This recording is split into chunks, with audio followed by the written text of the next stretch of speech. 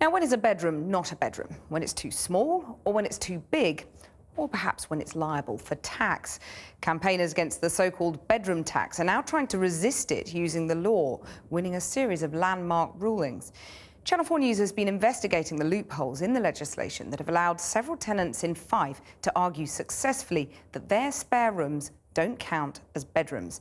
And that could pave the way for thousands of claims, as our correspondent Kieran Jenkins reports.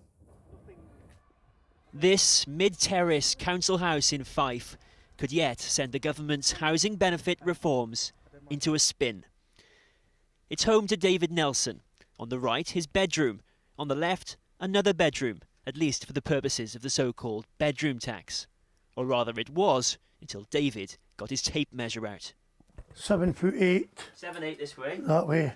Since April, the government's been cutting housing benefits for tenants with spare bedrooms. And you were asked to pay a charge on this as a bedroom? As a bedroom, yes. How do you feel about that? I felt it was unjust. So David went to a tribunal to argue that this isn't, in fact, a bedroom. And he won. Oh, I feel fantastic. I think it's great.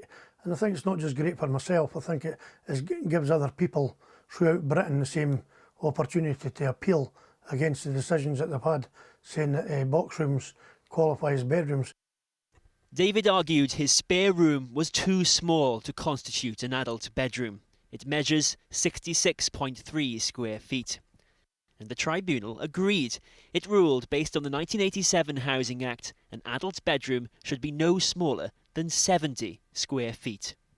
This particular case will not be unique even in this one street. The tribunal victories could have implications far beyond Fife. This solicitor won 4 out of 5 cases and is confident others will succeed. Do you think there are holes in this legislation?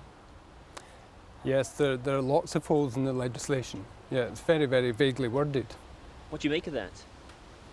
I think it's unsatisfactory, really. You know, it's a very draconian law, and for it to lack specification is very, very unfair. So which of these is a bedroom? According to Annie Harrower-Gray's landlord, all 3. You can see it's basically an L-shaped space with nooks and crannies. There is nowhere to comfortably put even a single bed. Annie won at the tribunal by arguing her spare rooms had never been used as bedrooms. The housing association that I rent the property from, they said this was the bedroom. Though it has been a sitting room as long as I'm here, it's the only room usable as a sitting room, and there's a precedent of past tenants using it. Here in Fife, the tribunals mean the rules may now change. Up to 2,000 households in this area could expect to be exempt from the so-called bedroom tax. If the decisions are adopted nationwide, tens of thousands of tenants could escape the charges and keep what the government likes to call their spare room subsidy. A government spokesperson said its welfare reforms help get to grips with the rising housing benefit bill and was at pains to point out the rulings do not set a legal precedent.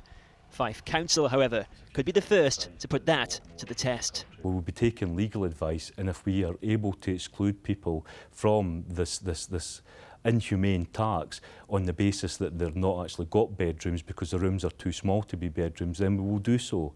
This legislation is inhumane. This legislation is open to challenge, as Annie and David have both proven. Kieran Jenkins, Channel 4 News, Fife.